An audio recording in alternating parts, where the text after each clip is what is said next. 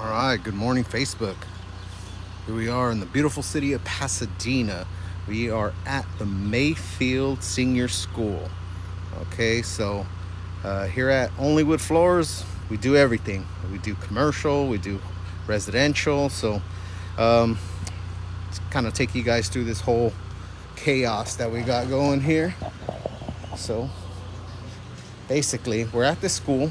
We're gonna sand and prep everything just basically so they could get the hardwood floor even, and they're basically going to put carpet over it.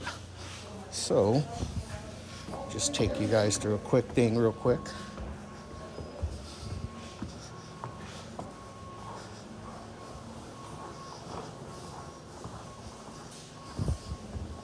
So you can see there's a lot of construction going on, lots of different things happening. So I'll take you guys to where we're going to be starting. So the floor's all done. There's everything going on here, painting, everything.